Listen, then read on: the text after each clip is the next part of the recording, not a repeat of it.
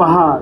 এই পাহাড়ের পাদদেশেই সংঘটিত হয়েছিল ইসলামের দ্বিতীয় সশস্ত্র যুদ্ধ, যা উহুদের যুদ্ধ নামে পরিচিত।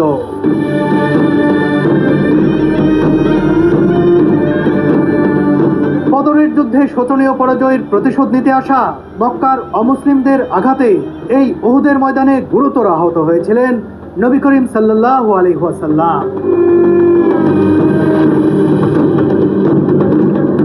এই জায়গাতেই মহানবী হযরত মুহাম্মদ সাল্লাল্লাহু আলাইহি ওয়াসাল্লামের উপরে আঘাত করা হয়েছিল, আর সাথে সাথে তার দুটি দাঁত ভেঙে গিয়েছিল।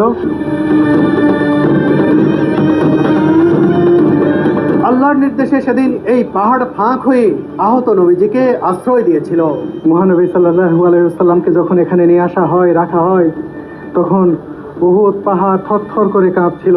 আল্লাহ পাক তখন উহুদ পাহাড়কে বললেন, হে উহুদ, তুমি শান্ত হও, তোমার এখানে কে আশ্রয় নিয়েছে তুমি জানো না?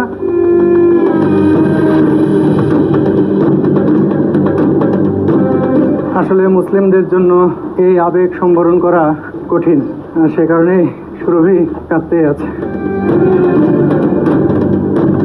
শুধুমাত্র একটি নির্দেশনা অমান্য করায় সব দিক থেকে এগিয়ে থেকেও শেষমেশ রক্তক্ষয়ী এ যুদ্ধে কার্যত পরাজিত হতে হয় মুসলিমদের। এ যুদ্ধে প্রাণ হারান 70 জন সাহাবা।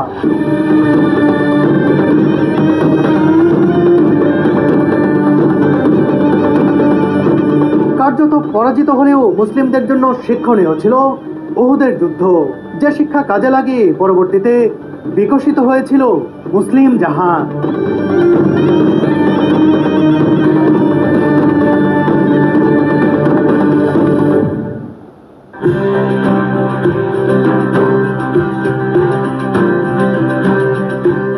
বদরের যুদ্ধে বীরত্বপূর্ণ জয়লাভের পর মদিনার ঘরে ঘরে যখন আনন্দের জোয়ার বইছিল, ঠিক তখন পরাজয়ের যন্ত্রণায় রাগে ক্ষোভে জ্বলছিল মক্কার অমুসলিম কুরাইশরা।